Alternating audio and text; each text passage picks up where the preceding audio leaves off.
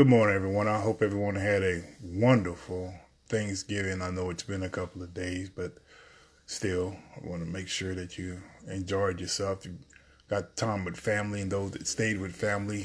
Whenever you do travel back home, may you have a safe trip.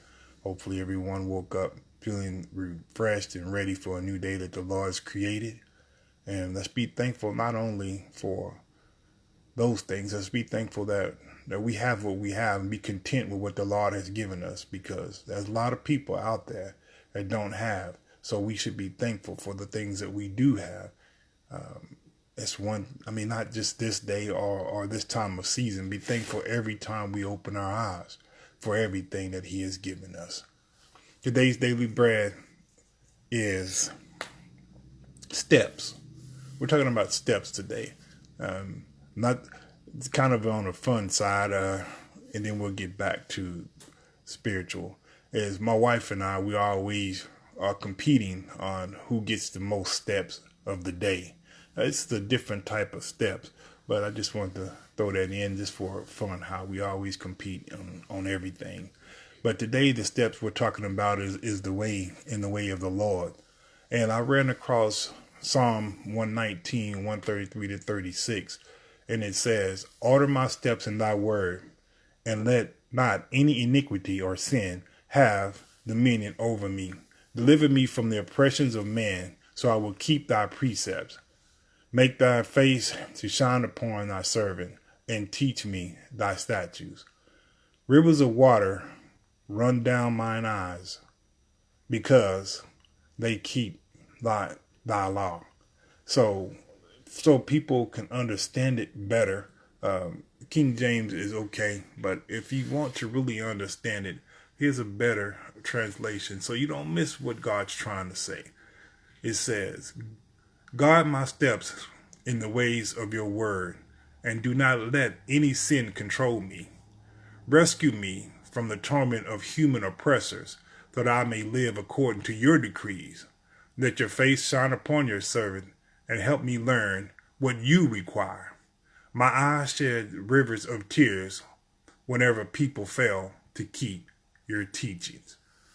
When we let God order our steps, and Jesus already laid down the foundation, so all we have to do is just walk on it. And this here, I like that last part of this 136, where it says, "My eyes shed rivers of tears whenever people fail to keep your teaching." This is how we should be. When we see things going wrong and people doing wrong, it should bring tears to our eyes. It shouldn't bring joy. We shouldn't be filming it with our cameras of our phones and things like that. It should bring tears to our eyes. We should be on our knees when things like that happen. These are things that are shameful and harmful to our soul. Why are we not feeling bad, or it's kind of crazy on how society has changed so much, where things like that should be making us feel shame or sad, or like, gosh, what are we doing? Why are we living this way? God didn't design us that way. God didn't design us to be this way. So anytime that we fail, to keep His teaching, it should bring sorrow to us. And that's why we need each other. We need to pick each other up. When we get into that situation, we can't, a lot of this we can't do on our own. We need someone there to keep us on the right. And that's God. God is there if we allow Him to be there. The very first one says, "Guide my steps in your way of your word, and let not sin control me." And we do that, instead of looking towards the hills from which cometh our help.